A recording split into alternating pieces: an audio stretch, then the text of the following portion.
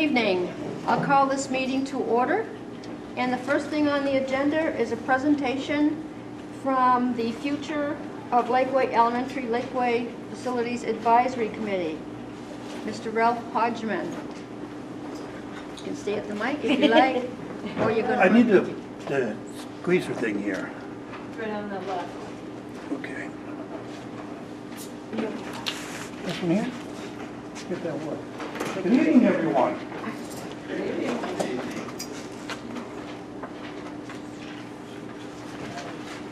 On the side, Ralph. Huh? On the side. A little red one?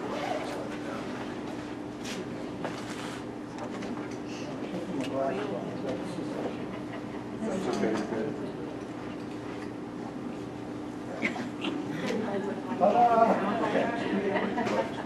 Okay, back forward. Okay, good evening. My name is Ralph Hodgman. I'm the chairman of the, actually I was talking to you folks, the chairman of the Lakeway Elementary Facilities Advisory Committee, okay?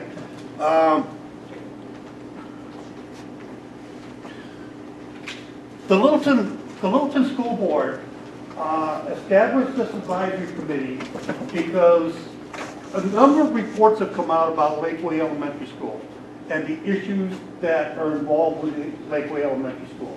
So they established this board to come up with to take the information, come up with information, research information, and come up with a recommendation to the school board. So the committee was tasked with responsibility to discuss and recommend the best options for the school board to consider addressing the deficiencies which came out of Lakeway. This presentation outlines the process and our conclusion, and you'll hear our recommendation by the time I get done here this evening, okay? I do want to let you know this presentation is for the school board. So we're presenting to you what the committee came up with, what our recommendation is, all right? So this is a list of the committee members. As you can see, it's a diverse, very diverse group of local residents in this area, okay? I'm the chairman, and Ron Bolt is the secretary, and he's done some great work for us in helping put these slides together, and I want to thank Tom Clary, who actually put these together for me, and between him and the rest of the committee, they back and forth, and made some changes to it. Someone might not even know. I might not know. But the mission and vision of the SAU 84 is to establish a positive learning environment. We believe that a positive learning environment requires excellent facilities, effective safety practices, and a healthy school climate. That's your SAU's mission and vision. Along with the financial accountability, we believe that financial accountability is responsibly managing resources by balancing the needs of our students through the responsibility of managing of our resources, okay? So they're responsible to the students, the teachers, the staff, the taxpayers, the residents. They have this financial responsibility and positive learning environment for everyone. That's what they have to establish for us. The Littleton School Board Policy, FA 2006, it will strive to provide new and remodeled facilities that will offer the best possible physical environment for our students.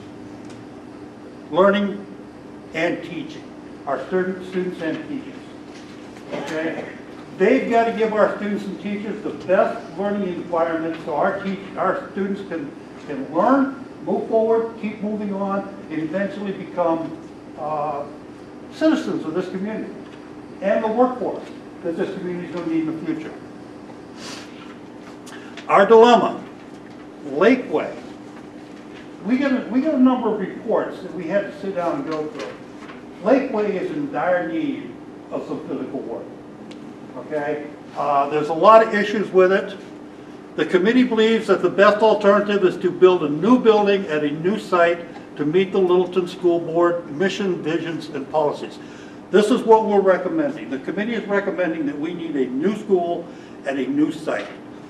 What the committee is going to help do is educate the majority of the voters to understand why a new facility will be worth it to them and the impact it's going to have on our community. And I'm going to try to discuss a lot of that tonight. Because Lakeway, these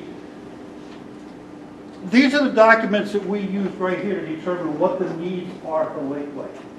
Started back in 2001, 2016, 15, 17, 18.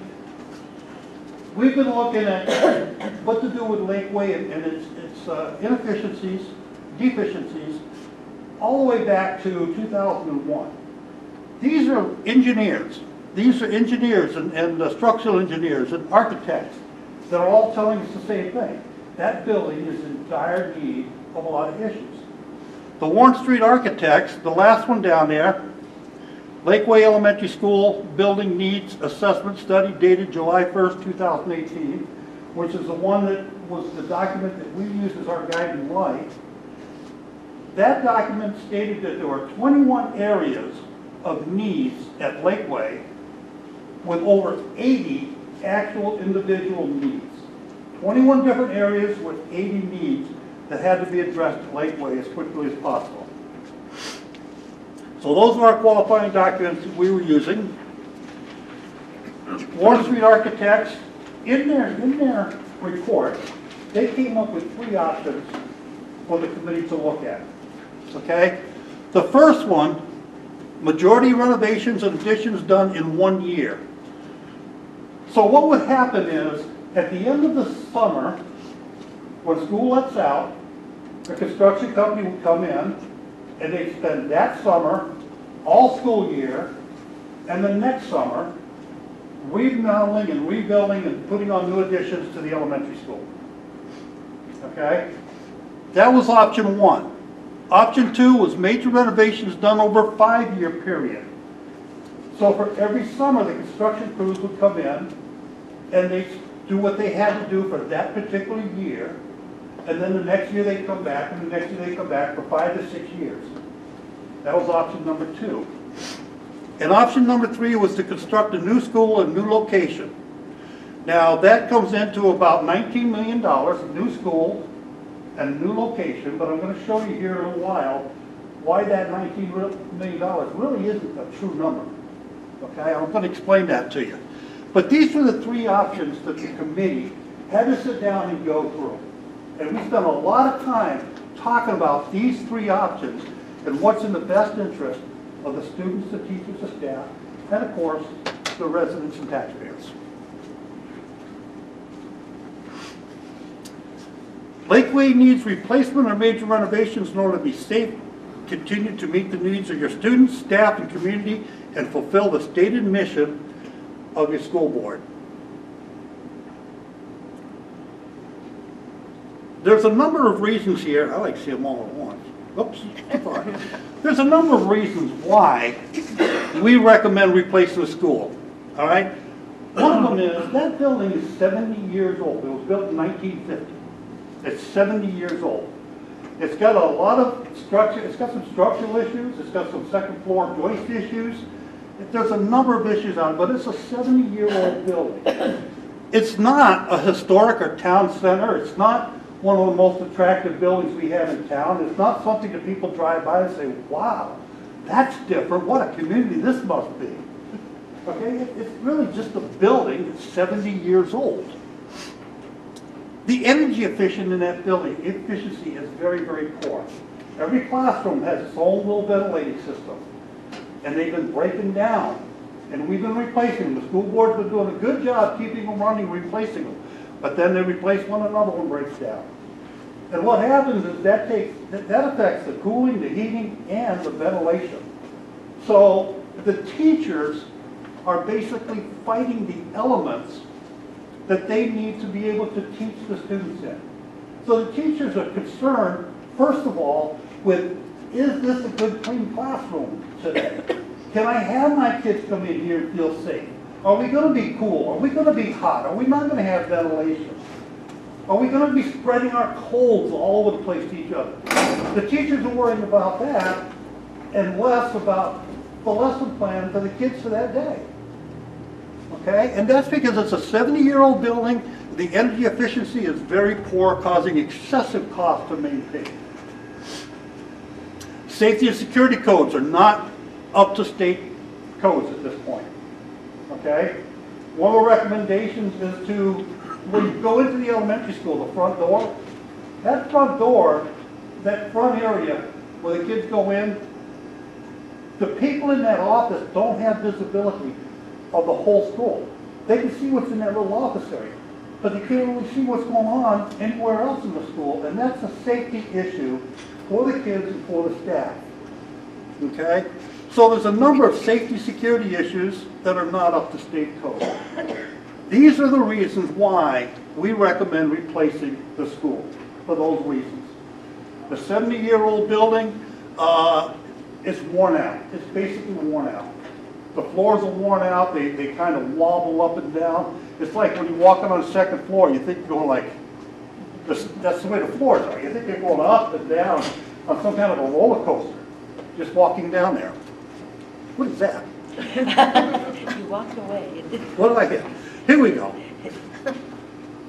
Forget all about the rest of that stuff. Okay. Now, we've been looking at, the school board has been looking at building the school for many years, okay? In 2008, anyway, 2008's gone. In 2008, a recommendation was made to build a school, or replace the school. In 2016, these were all separate committees. There's been 3 separate committees studying this, and all 3 committees came up with the same rationale based on those 6 reports that I showed you earlier. The school is old, it's worn out, and it needs to be replaced. And if we don't do it now, when are we going to do it? You know, we can do it 5 years from now, 20 years from now, 50 years from now, 70 years from now. At some point, that school will have to be replaced. And it's just a matter of when.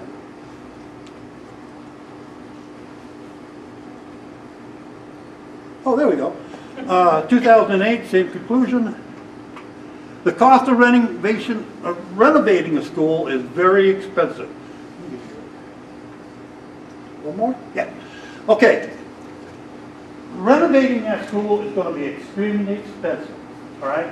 For one thing, if you renovate it, we're still going to have an aging building with the same walls, the same subfloor, the same subfloors, the same foundation. You know, we're not going to tear, they're not going to come in and tear that school down and put a brand new one up on that location. That's not what one of the recommendations are. It's to remodel that school in that same place, same foundation, same walls. So we're still going to have a 70-year-old building that we just don't know how long that's going to last at this point. Because it's already gone past its life expectancy.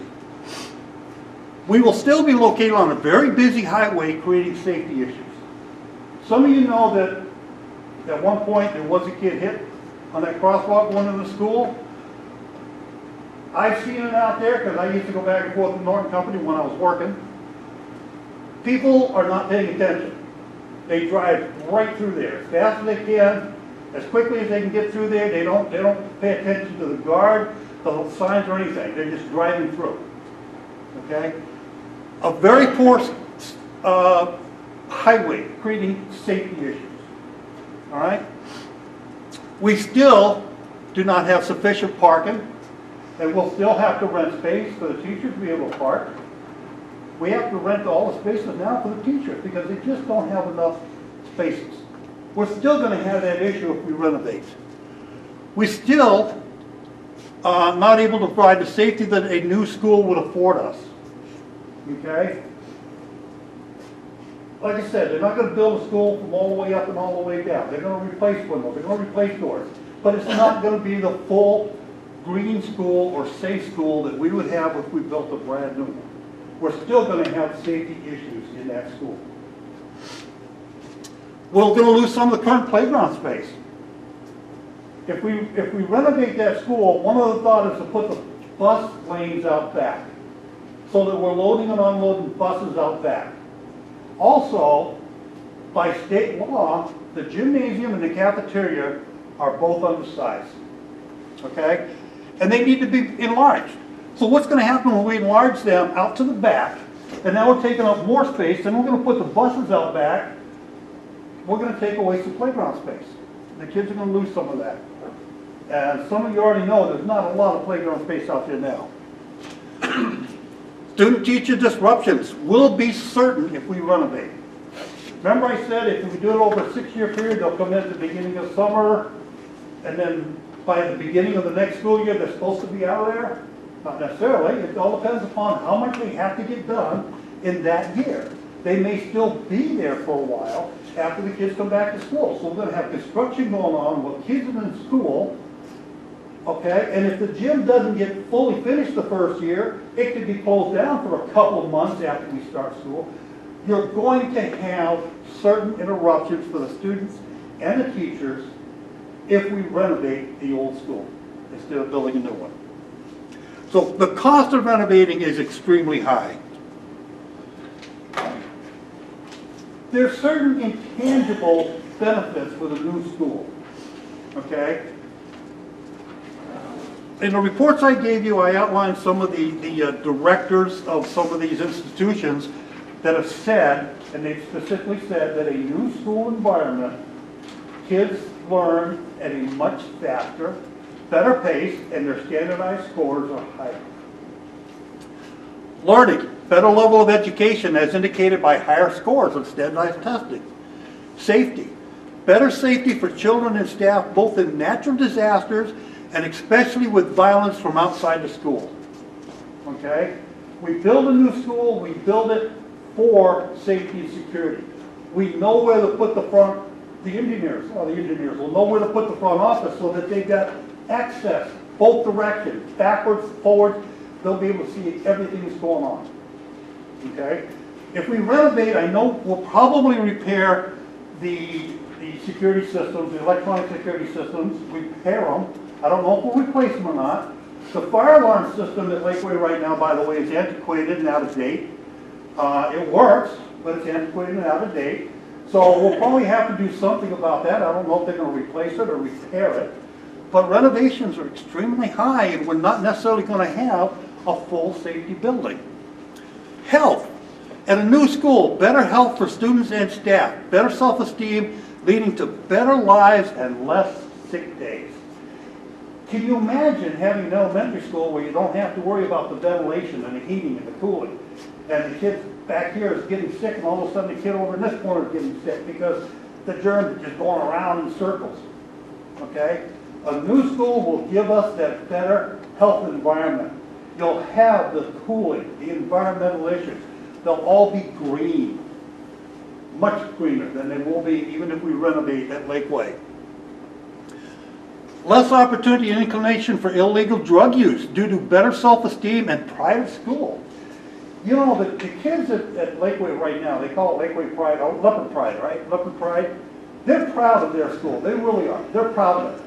But can you imagine the eyes and what those kids could achieve in a brand new school where they don't have to worry about environmental issues?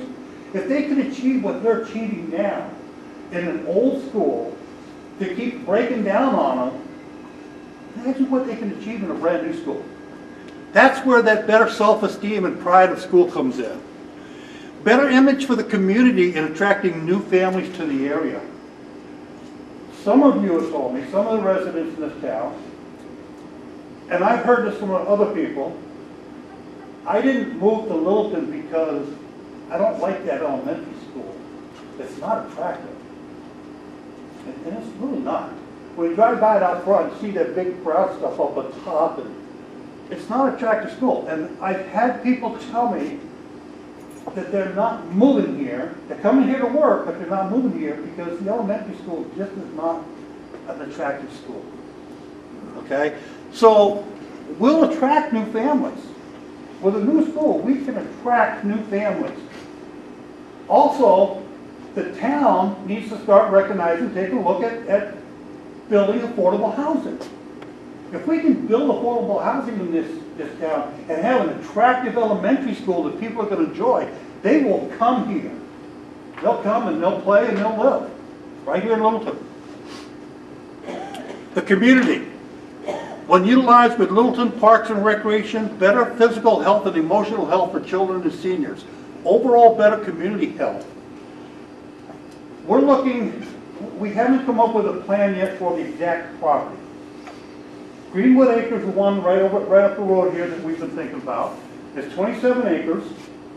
If we put the school in on 20 acres, 15 to 20 acres, the town, we've already talked to the town Parks and Recreation, Chris Wilkins, they're willing to come in and take a look at what they can do up on that area for maybe some kind of a track, something that even the seniors can get out and walk on.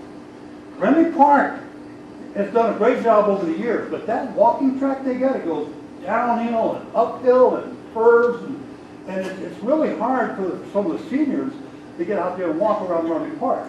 But if we have a flat quarter-mile track, and the Parks and Recreations, they're thinking almost in the same line we are. If we had that kind of acreage, we could make a nice park where the citizens can come and play, as well as the school children.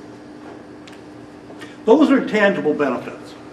That means there's no cost to them. There's no cost to those benefits, really. They're just things that make the community and the kids better.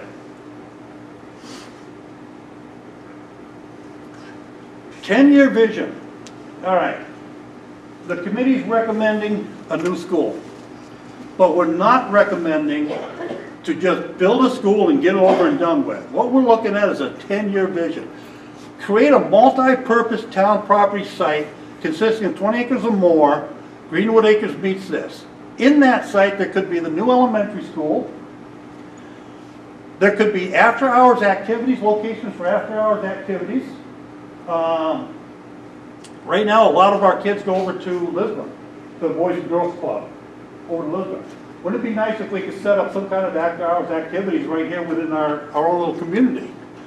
A new playground, new rec center could be there. Walking, cross-country skiing trails, running track, ball fields. And there's still land up there for housing.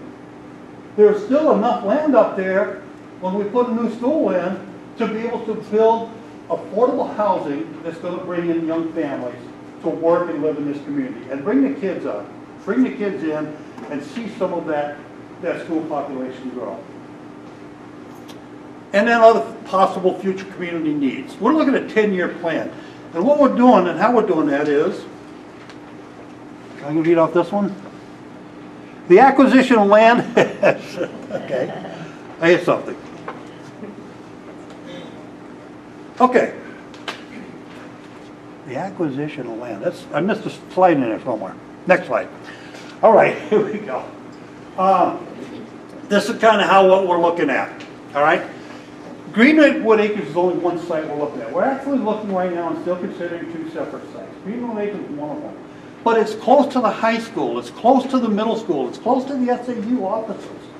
We could pretty much have the whole school distance. Also, the kids can walk back and forth to the different schools. I mean, that would be different, that'd be nice. They do it now, to walk from Lakeway up to the high school, back and forth to Lakeway. Oh, but it's a pretty good little walking through there. And we still got to deal with Union Street.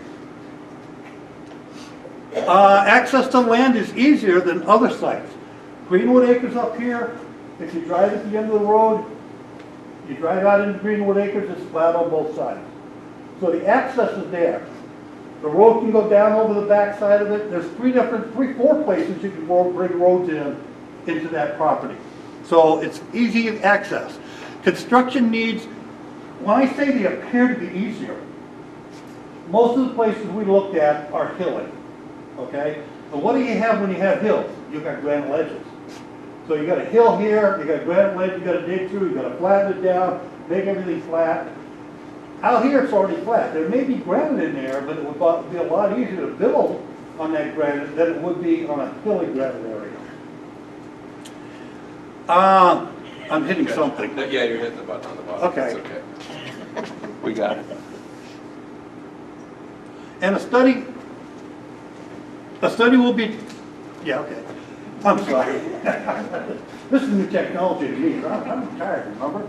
I don't play with these things. A study will be done to select the best site pending approval of this recommendation. Like I said, we're making a recommendation tonight to the school board. It's your choice. It's your choice how you want to go, where you want to go with it. If you approve it or just don't approve it, then we can set up committees to do some other studies, like where would we put this, okay? The acquisition of land is secure. Here's what we're proposing to the school board. We'd like to see the town buy the land this year. Buy the land, begin the water, the lights, start getting some of that stuff put together, okay? If we buy the land this year, we got a nice piece of land we could sell if nothing happens. If we have to wait another 50 years for an elementary school, we got a piece of land that's sellable, okay? So it's not like we'll waste money by buying the land now. Buy the land, we get a plan in place. We'll get an engineering plan, we'll develop the land plan.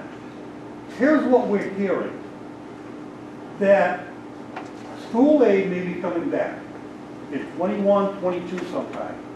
So what we're proposing to the school board is you buy the land, you begin the infrastructure, you get a plan in place, and then when the school aid comes available in 2022, 21, 22, we're ready to go. We've got a buildable piece of land ready to start building. All right? School aid may be coming back, but it's going to be very limited and it's going to be very competitive. You know, if the state only gives $100 million for school aid, and you got 300 schools all asking for school aid, it's going to be extremely competitive. But if you've got a plan in place, if you've got the land in place and the utilities in place, you're on the top of the list for some of that state aid. And that's what we, the committee, is proposing. Let's get the land, let's make a plan, let's put a plan together, let's get the infrastructure in place. We'll get that plan in place, then when that school aid comes around, we can easily jump on the bandwagon and get some of it. And we are hearing that it's possible that it's going to come back. There's no guarantee. There's no guarantee it'll ever come back, but it's possible. And that's what we're suggesting. Let's do this in small steps. Let's get that plan in place. Then, a year, 2 years from now, we can put in a recommendation or we can put in a warrant article with state aid available and apply for the actual school. And the land is ready to build on. And that's the whole key to state aid. The land has to be ready to build on. If we delay the land this year, we won't be ready by 2021. We may not be ready by 2022 to get state aid because we have to have the land, we have to have the building, the plan, we have to have the engineering plan and the designs already in place to be able to apply for that state aid. Okay? And most economists right now are saying that our land prices are going to increase. And we just saw that with the assessment here in Littleton. Most everybody's values went up. Houses are selling for a lot more money than they did 2 years ago. If we don't jump on the bandwagon and get the land and get that plan in place, we could lose it, or it's going to cost us a whole lot more in the future to buy it. So that's what we're suggesting. We're suggesting to get a plan in place, to get the land and get the plan. Land purchase, utility road preparation, about $1 million. That's an estimate right now. We're getting more detailed figures on this from construction managers and construction companies. But right now we're talking about $1 million, and new school buildings about $18 million. A rec center, if they decide to build a track up here, a rec center, that could be done in the future. Okay, that price would be determined at a later date. But if we've got the land and we've got that plan in place, we're ready to move when state aid comes back around. And we haven't had it for a few years. The cost. If we live with our existing building, we're still going to have $100,000 additional maintenance every year. We're still going to lose $50,000 to $70,000 additional in heat, ventilation, air conditioning, because they're still gonna go right out those 70-year-old walls and that 70-year-old foundation. If we build, if we renovate what we already have, we're still gonna have a 70-year-old school that needs assistance, needs help. But if we build a brand new one, we can reduce even more costs because we're gonna have a green school. The cost of children, teachers, community, with the loss of intangible benefits from the new school. Okay, we want all those intangible benefits. They really don't have a cost, but, for example, the cost to the teachers. Right now, they worry so much on whether or not their kids are going to get sick. Is the heater going to work today? When I get in tomorrow morning, will the heater be working because it's 14 below zero out?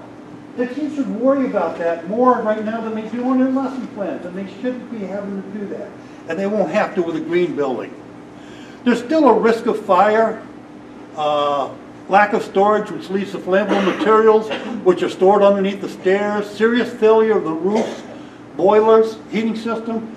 All of that can be renovated, okay? But, as you know, renovating your own house, you're never going to have a brand new house when you renovate your house. You're still always going to have some issues. Unsatisfactory egress for the children and staff on the second floor. Right now, those stairways, those egresses are not up to state code for the number of kids that are in that second floor. They have to be made wider. They will be under the renovation. They'll be made wider, okay? But still, it's not safe right now for the kids if there's an emergency on that second floor and they have to get out of it. It is safe. The fire department says it's okay. It's not a smoking gun, but it's still not up to code. Funding. State matching funds when they become available, and that estimate could be 55%. So if we're asking for $18 million, and the state can fund $9 million of it, isn't that a great deal for a brand new school? Or do we put $9.5 million into renovating a school and still have a 70-year-old building that needs help? Okay, state aid is going to be very important. That's why we've got to move this in small steps. We can also ask corporate, local business donations. The way I see it, also individual, private donations, you know, there's a lot of money in those things.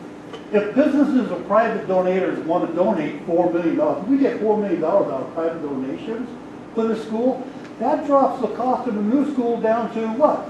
$15 million. From $19 million to $15 million. So now it's not such a bad idea when a renovation for a year is going to cost us $12 million. And one thing I didn't mention in that, it's probably another slide, is that if we shut the school down for a year, what do we do with the kids? We have to put money into fixing up another building for them to go to school for a year. The high school's not big enough. The middle school's not big enough. We're going to have to put more money into another building for that 1 year. Okay? So suddenly with donations, that's not such a bad deal. We also have the sale of the old building. If we build a new one, we can put the old one up for sale. Let's see if we can get $2 million for it. Now we're down to $11 million, right? Somewhere around $11 million? Or $6 million less than what we're talking about? 13 million. Instead of 19. So economically, a new school makes sense because it will save us a lot of money in the long run. The strategy, the success of this plan does depend on the community working together to make it happen. We need everybody's support on this. Everybody in the community. We need all the citizen support, the businesses. And let's face it, we need to do something with our elementary school. These are our children. They're our workforce. Their success depends on us making the right decision. And when is it time to make that decision? The committee has determined that it's time now to make the decision to build a new school and move forward in small steps to prepare that school for the next few years. Oh. Here we go. Okay, strategy. Present a warrant article for March 2019 meeting to authorize the purchase of land and begin utility road preparation. That's the strategy we want to put forward right now. For 2019, we put out a warrant article to buy the land and start preparing it. Also, for March of 2019, to authorize the funding for complete design and engineering needs and develop detailed plans. Okay? Once the board has the land in place, the plans in place, the utility and road in place, then it's just a matter of the next couple of years waiting for that school funding to come in. And then we can get moving. If the school funding never does come back, we still have the land. We can use it or we can sell it. Okay? But ultimately, we're going to need a new school. Ultimately, we have no choice. We need a new school.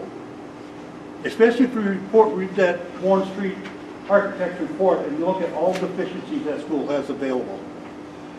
Wait to present the funding article for construction of a new school until either the state renews its funding, or two, in 2023, I believe the CDC comes off the tax rolls. Because we took out a bond for the CDC. That comes out, that will be paid off. In 2027, the high school, we took out a bond to rebuild a high school and redo the high school. That comes off in 2027. And we took out a bond for the hydro project, the town did, and that comes off in a few years. So we've got all these different bonds that are going to be coming off within the next few years. So we can either wait until one of those comes off and then apply for this, or we can wait until we get the school funding back. But we need a plan, we need something in place. This is where the board needs to take a look at this recommendation and decide which way you want to go and get that plan formulated. Develop an education program for the community to explain our community's dilemma, what potential solutions they have, what we recommend. Develop a feedback system for the citizens. We want to hear from our citizens and see what they think. We want to know what they think about the elementary school and what they feel should be done here. What ideas do the citizens have? Develop an action plan committee to influence the state to reinstate the educational building funding. Approach the corporations in Littleton to request contributions of the U.S. federal corporate tax reduction that they'll receive. They'll receive a tax deduction if they donate to our school system and our school board for a new school. Approach businesses and individuals regarding contributions. Okay. That's it. I know. So, let me have some letters.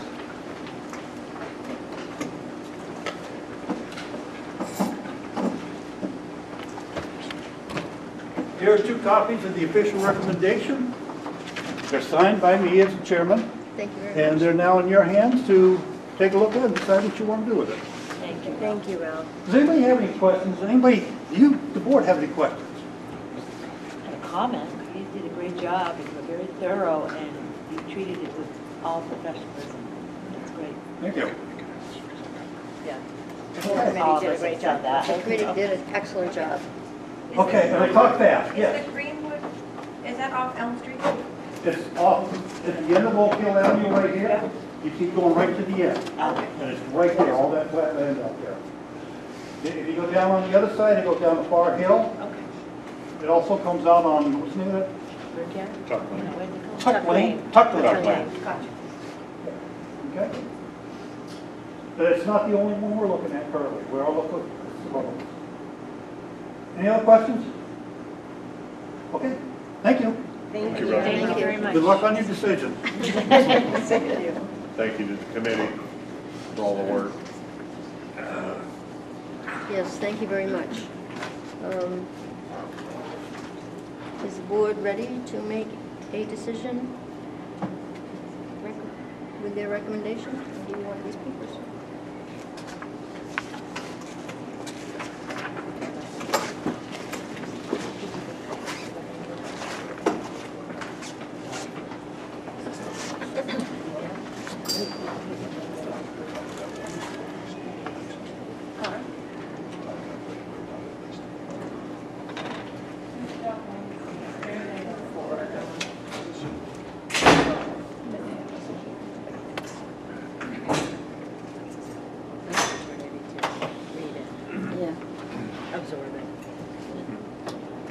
Is that, I can't hear Is you it- very, I got this No, thing we're whirring just in the. discussing over here. Oh. Have you had the opportunity to read the recommendation and make a decision tonight, or do we want to discuss it? Well, how would the decision read? What do we recommend? The total thing, or, Madam Chairman, what do you have to say? With the recommendation and the information that I have presented, I think that we should do at least part one, is to buy the land and get the engineering studies and architectural things done, so it's ready to dig in the following year. So you're saying you want to put that on the warrant in March? There'll be some kind of a warrant article, yes, for the purchase of land and the architectural engineering fees. I'm just clear what. And do we have any guidance as to what those warrant articles would look like? Ralph, I don't know if did you guys have any guidance as to what you think those warrant articles will look like as far as dollar amounts for purchasing land and also for the site work and I engineering work? I don't. Like I said, I think there's a little bit more work needs to be done on the actual land decision and cost. Right. Yeah. Yeah, if I could, Ron? you have already approved the acquisition of a construction management. Yes, we have. And that is where we would hope to get that money. Our committee is incapable of coming up with a dollar figure, but the construction manager could have that Yeah. well before March. Right. So as long as we can come up with that. Diane's got her hand up back there. Question. Diane? People at home can hear me. Yeah, thank you. Sure. I think one of the steps that you would have to take is to authorize the board to approach the landowner for the acquisition. Correct. To basically to just go and say, we're going to take $1 million and put it on the warrant. You probably need to just decide if that is, if you want to acquire land, and then to authorize someone to approach the landowner. Correct. So that would be. I think the LAFAC committee, what we talked about, once the board, if the board gives direction on moving forward with their recommendation, that there'll be a committee that will be looking at, I guess there's basically three elements that are pretty closely tied together. That being the location, and there's an entire process that needs to be entailed there, including impact on neighbors. There is the financial aspects of land acquisition, whether that's a purchase of the property, whether it's past options have been purchased, which is also, and then of course the other piece that goes into this is really important, is options for sale of Lakeway. What does that look like? So we've had some discussions with the LAFAC a little bit about that committee, along with a couple of other committees that will need to continue to work going forward. Those other two committees, one being information, public relations, and then the other, which gets into the design, which would be a long-term process. But the first committee, I think, with the location, finance, disposition of the building, that'll be a critical piece of this, to look at the work that's been done prior, and look at all the options, look at the impacts of the different options, and be able to present that to the board as well. There's a lot of work to be done in a fairly short period of time here, but it's doable.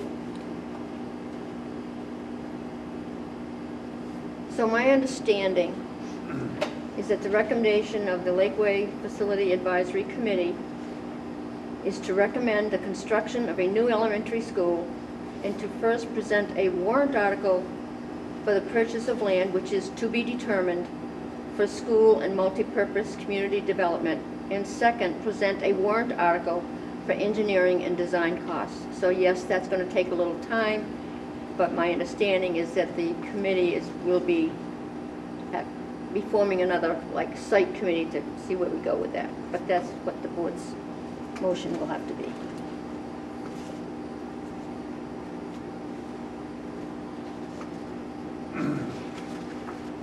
I think we'll be getting, we'll be engaging in the process to select a construction manager as well. We've talked about that a little bit. We have some proposals out there. We haven't made a decision on that.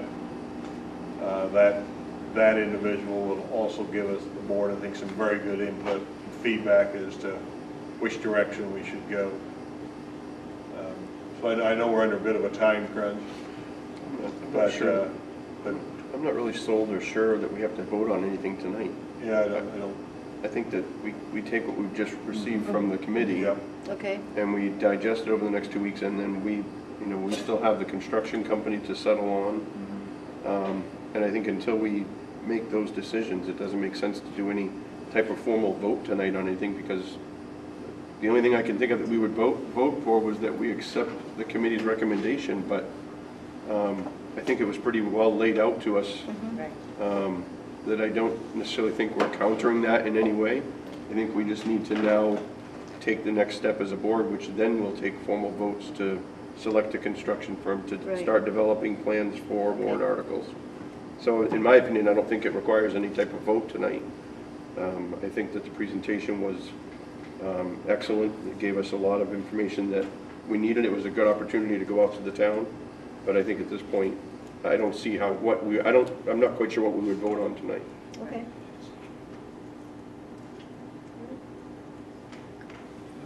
Yes, If Ron. I might, decision tonight on the basic recommendation would be very helpful to our committee. We're in the process of thinking out how many subcommittees we want to form, and it's going to take some time. So if there's no decision tonight, we'll sit idle for 2 weeks. I wonder, thinking about the three options that the committee looked at so thoroughly, and I just want to thank everybody who served on that committee for their time and their energy. I know how busy everybody is, and it really is very appreciative for our community they did that. But I think, I don't know, I mean, for myself, listening to it, I really think they came to the right conclusion. I agree with their research, and that we would go for a new building versus a renovation of either of the two choices. Well, I think the consensus probably would then be to accept the committee's recommendation. So as a consensus. As a consensus. Yeah, I don't think we have to vote on the particulars for a construction manager or a site or any of that, but No, we're I'm not for going to do that voting. tonight because I'm sorry? we've already talked about a construction managers, which we still have to go through. Right. But for the committee to realize that we accept their recommendation of consensus is probably That's the better. best option at this point in time, which gives them further interest. Is that helpful, Ron? That would be helpful. I mean, you're going to want to see those warrant articles Right. in December. So that's a month. And there's a lot of work to be done. And it's got to Yeah. you got to run that through legal to make sure the wording is right. Been there. No, it's fair point, No, an important point, I Ron. think a consensus vote is appropriate for you to, we don't word that right, you just asked for. So may I have a consensus from the Littleton Board of Education, please? For To accept the recommendation, to accept their recommendation. Yes, Yes for me. absolutely. Yes. Yes. And yes, 5 yeses to accept your recommendation. There.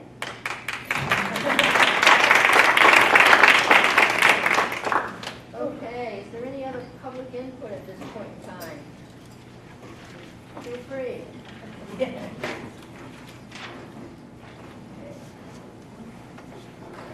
All right, if not, we'll get down to some business.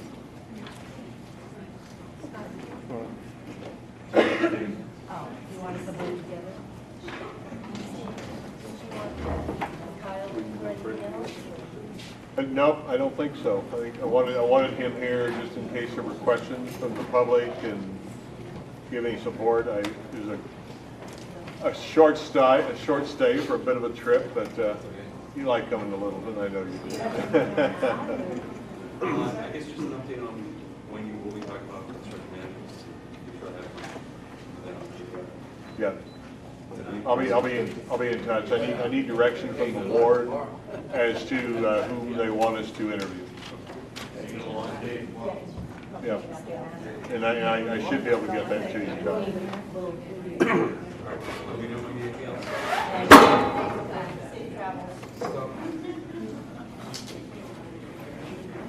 Thank you, Dale. Is that always there? No, we used to have, Because if it is, I've never noticed it. yeah, no, we just put it in about a month ago. Okay. One on a stand. Oh, we're gonna turn.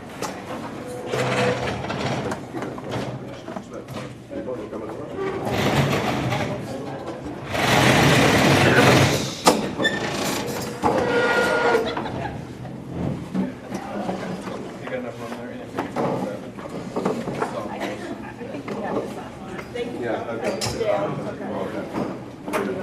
there?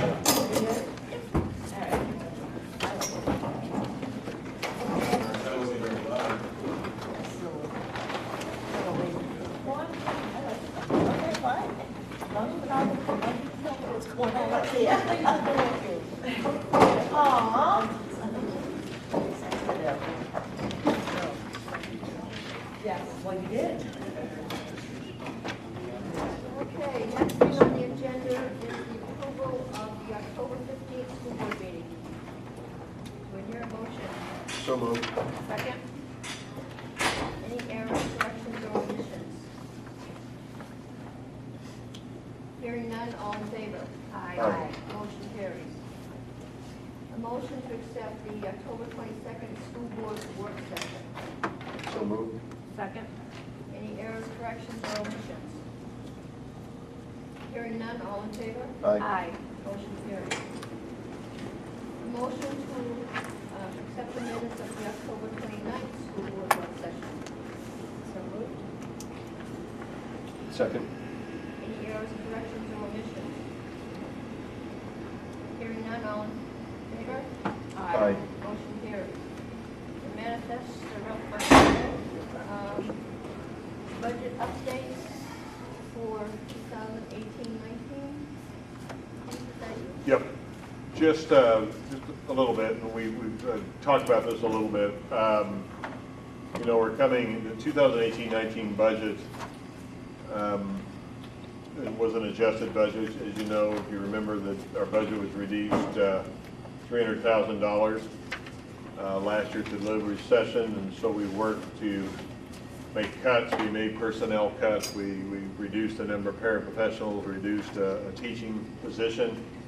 We made a few other adjustments in the budget to get there.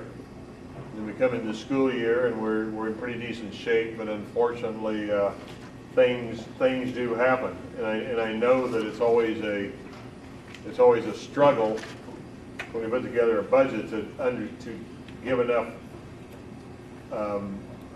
allowance for things that come, unexpected expenses come up, while not asking for too much. And I think we've done a good job, I think as evidenced by the declining budget itself and by the declining amount of money left every year, that we're coming close, very, very close to actual budget. I think when we get into 1920, we'll see even more of that.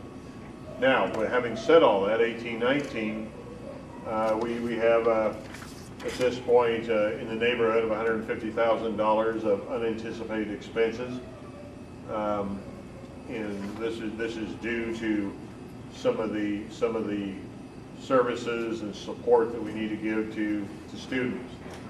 And it's not I know people ask that it's not like we're hiring new people, we haven't changed programs, but things do happen that require students to get services that we're not able to provide here locally. And those services are extremely expensive. And so that at this point puts us into a position where we're running in the red for the current budget. And you know, I think that going forward, we'll need to develop a plan for how we address that through our existing budget, through accessing the capital account, if that's something the board wants to do, but that's something that we'll need to be thinking about, you know, very, very, very soon. And then, you know, I think we always we always, when you get to where you are with this, and we always have to think about what if there's other situations that come up, and that is always possible as well. We can't predict that going out through the rest of the year. What I can tell you is that we will figure out a plan and have to make sure that we stay on top of that pretty closely through the rest of this year. Then there's 1920, and I know we have a budget session scheduled for tomorrow that will tie up a few of the loose ends there. But as we look again, I think I really want to commend principals, the directors, people that have worked with the budget, because I think the board gave very good direction. We want the budget to be more precise. We want the budget to reflect what we really anticipate. We want to look at the last 3 years of actuals and try to get as close as we can to those 3 years of actuals, or less. If it's less, if we can do with less, then we do with less. If something unusual we anticipate for 1920 that requires us to go above the 3-year average actuals, then we need to say why that is. And I think some work that was ongoing work, I think we've done a pretty good job with that. And I can say with some of that work that's been ongoing, the 1920 budget has a lower need than it did, even a week ago. So and of course that process now will begin even in more earnest this week with our meeting with the budget committee and subsequent meetings with the budget committee, eventually going to the hearing. So that's kind of where we are. We do have some documents that I'll share with you as we leave tonight for you to look at before we come back tomorrow and work on a little bit more on the 1920 budget. But again, we want the process to be thorough, transparent, accountable, and I think as much as I said, based on what we think are priorities and responsible. I think we've done a pretty good job with that this far. So that's all I can say about the budget right now, if that's enough, but obviously it's a critical part of what we're doing right now, and I really appreciate everybody's time. A lot of people in this room have put a lot of time into that work, and we're not done yet by any means. I do have a question about that. So the going in the red of 150,000 for this year. So that's a sure thing? Yes. Okay. Pretty much. When do we have to have the funds to make those payments? Not all those immediately. Those were billed for those services monthly, I think, so I'm correct. Depends on the agency we're working with. Yeah. So I don't think we're in a immediate cash flow dilemma, but we are. Like I said, the budget with the cuts we were taking and what we did respond is pretty close, pretty tight, and we're going to have to do some work to make some choices as to how to address that. I think that, like I said, I think that'll be definitely a part of what we need to look at going forward for sure. Okay. So, Steve, special ed tuition would be overspent by about 150,000, but Right. I don't know, I guess my question would be, is the total budget, total general fund, overspent that much at this time as well? Not per se, but I think that there's not a lot to work with there, to be honest. Right. Yeah. There's some things, and that's what I say, well, we're going to need to look at some things that are we're going to need to find some money in the budget, and that means not doing some things that are currently in the budget to cover for the tuition. Absolutely. But we're not in a deficit situation. Okay. Okay. Thank you. That's what I just really wanted to understand exactly what the situation was, so. So is that part of what some of your ideas for finding that, is that part of what we're going to be discussing tomorrow night? Yes. Okay. Thank you. Absolutely.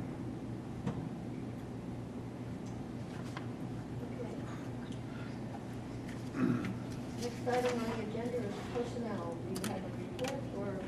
We did have a meeting, and we will, we did have a meeting, and we will have a recommendation.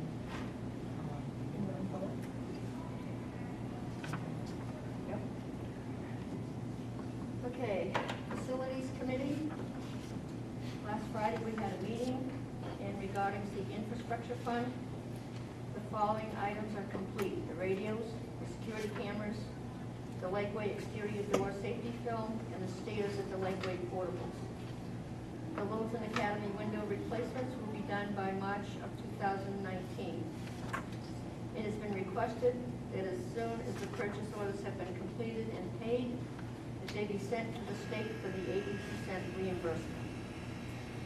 7 unit ventilators have been installed at Lakeway. The LHS cafeteria roof unit has had 3 quotes.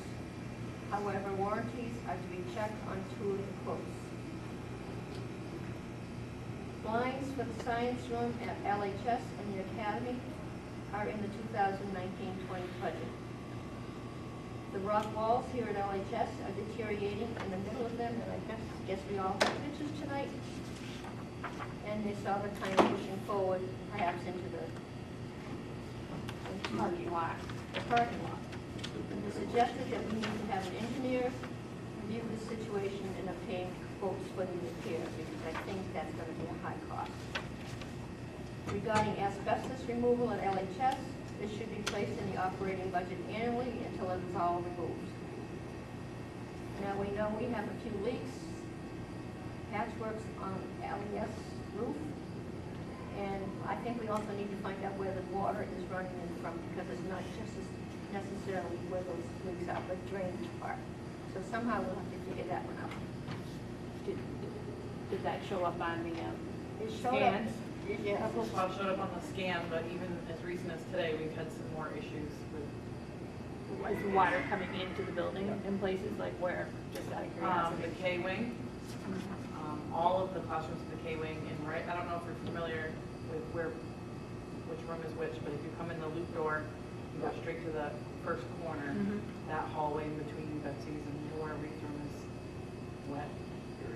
The ceiling's Various wet? spots down the hallway. And Betsy's kindergarten room, which is right at the end there by the loop, had some tiles missing this morning. So we have some more issues than we realized there, but Dale's already called. Okay, thank you. And other capital projects include LHS bathroom renovations, LHS pillars, stairs in the clock tower, Littleton Academy doors and gym, a truck replacement, and an SAU roof replacement. That's all I'm reporting today. Those other are expenditures we need to do There at are some point? other expenditures at some point in time. Okay. Not So is exactly. the SAU roof in the budget? I don't know if it is replacing or the not. roof? It no longer is in the budget. It's not, so that needs to be on the list, but, okay. Okay, and that's all I can report for this facilities committee. See you next month. That's all.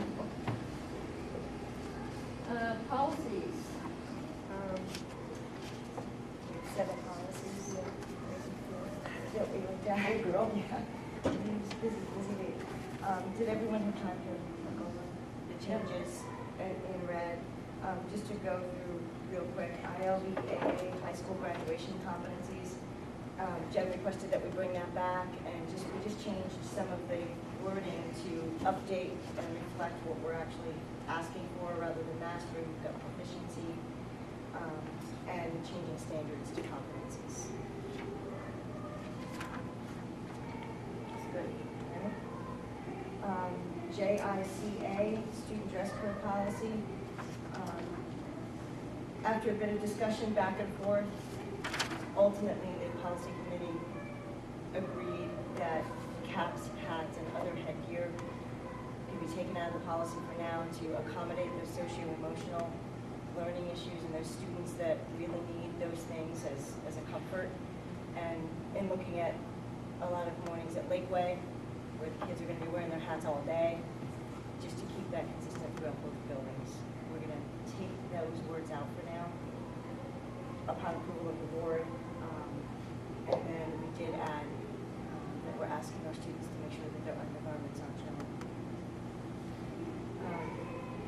changing the disciplinary actions, taking out more severe punishment, including detention, and adding just intervention to discipline. It's the recommendation. What constitutes headgear?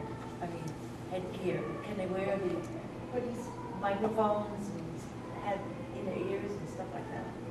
They do, I thought so. And what when do they walk those into do? the building. What do those do? The headphones that go in the ear? I don't know. Do they go, Music, what they listen to their music that way, during school? in the halls, when they come in the morning from Oh, outside. okay. In the cafeteria, Yeah, during okay. those times. Okay, but they have to take, how do you know to shut them off? They don't take them off. No, they don't have, when I go into classrooms, they don't have them on. in They have to classrooms. take them off? devices, Oh, okay. yeah. Okay, all right. My only question would be, how do you envision this, say, for example, at the Veterans Day ceremony on Friday? Where we have kind of a real mixed group in the building, Yeah. and I think it's just, I And really if you- look at at the dress code as a teaching opportunity. So I just wondered, what's your plan for that? They know proper behaviors and hats and so forth. And when the veterans come in and sit down, many of them have all their hats on. It's not, That's part of a uniform. well, those hats and baseball caps with their Oh. branch of service on, and they take them off. But we haven't had any issues with. Greg, I'm disrespecting interested in hats your and- point of view on all the hat situation. I can see you taking your hat off a kid, but no. There's not that many kids that wear hats. I'm sorry? There's really not that many kids that wear hats. I didn't think so. I have been to the veterans program, I think most every year. I have never seen a better display of our students' respect than in that auditorium. I agree, it's very It is- good. It's just heartwarming. I go just to see them. They are so polite and clap and sit, and it's just wonderful. I really. They know expectations, but they also know, They do. they know respect. Yeah. That's great. I think it's gonna be one of these things too. It's like all of our policies, they evolve and they shift back. Oh, yeah, And if it's no, not that's- something that's ultimately gonna be in the best interest, then it's another thing to revisit. No, I don't have a problem with it, I just think it's important to, to address it, and, you know, It was a long discussion. yeah. There's a teacher or two that ask kids to not wear them in their rooms, and they do it. Yeah, because they have So a it's about, choice. teaching them right and wrong, and when it's appropriate, when it's not. I don't think we need a dress code to do that. I think we could teach them that at the moment. Yeah, and have we got to the cell phone one? Is that another? Okay, I'll wait then. So I just have one question, and it wasn't even part of the dress code, but it came up when you mentioned the headphones. Is there any safety issues regarding that? I know, you're not supposed to wear headphones while you're driving a car because you can't hear a fire truck or an ambulance behind you or a police car. Is there any safety issues regarding not being able to hear a fire drill or hear? Yeah, I'm just asking, is there any chance they can have that music so loud that they're not going to hear those safety issues? Okay. If they have the noise canceling headphones, those are pretty, pretty strong. But we do have I to know like. they like all for my child. Well, But, I mean, even when they walk in with their headphones, unless it's routine, they do receive my good morning and respond, so I don't know. You can still hear them. Most, but you're right, okay. always not.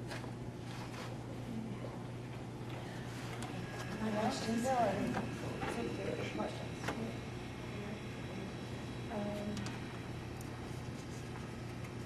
Yeah, KF. KF was brought back again, after some feedback from staff, from community members, and just taking a look at the custodial piece of it.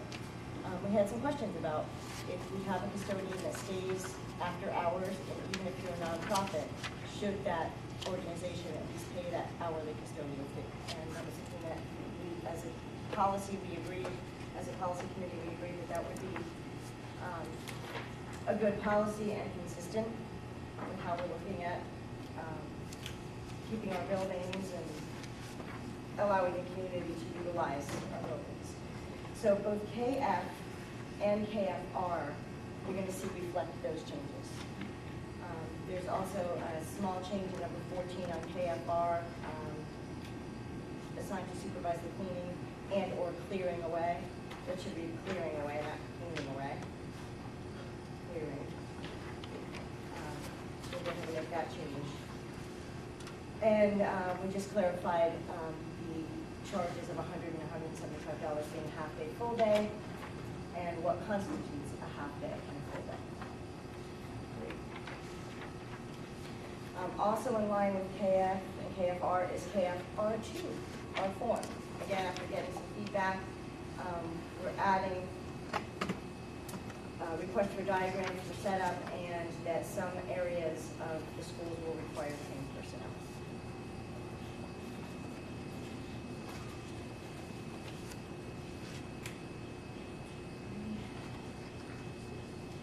Now, how does it work when, I just thought of it, when, I thought that was good, anyway, that cleaned up a lot of things, but when do they get the key to in and out the building? Is that always like that? I would believe that, and Dale can answer more to this, that the custodians that are here are able to let people in. If you have somebody that's coming in after hours. As long as it's before 10:30 during the week, there's somebody in the building to let them in. It's the extended time, weekends, no school vacation weeks, that a custodian is not always necessarily in the building. And are we still assigning keys when that happens in the buildings? Like if you have somebody that does need to come in and there's no custodian here, are we assigning a key to the person that's? No, they're Okay. required to have a custodian or an administrator here in the Okay, building. just wanted to put that out there.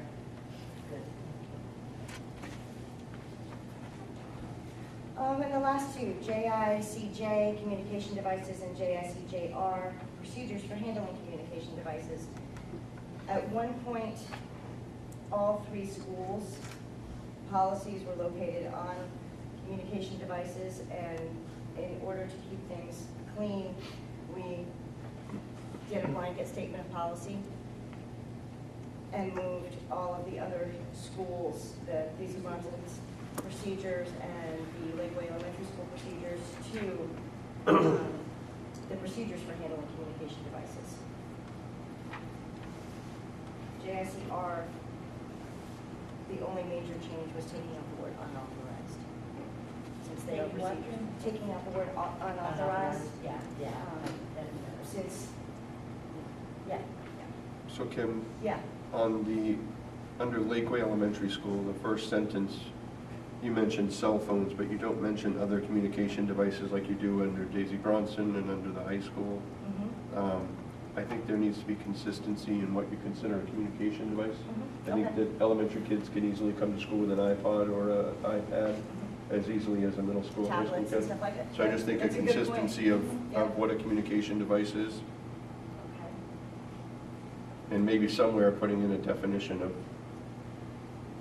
what a communication device is, and then leave it kind of open-ended as technology changes, so you're not continually having to go back and change this policy to adapt with technology. Designed by the administrator could decide what they consider. Well, the policy itself on communication devices does define those a Yeah, little I bit mean, more, under but Daisy the Bronson, procedures. under Daisy Bronson, you say cell phones, iPods, or any other electronic device, Right. any other electronic communication device. I just think that that needs to be the same in all In three like schools. way, in the Yeah. procedures, yeah, I agree. So we'll go ahead and make that change. With JICJR. Yep. As a first read, well, they're both first reads done, so we Right. can bring that next, next board meeting for final adoption.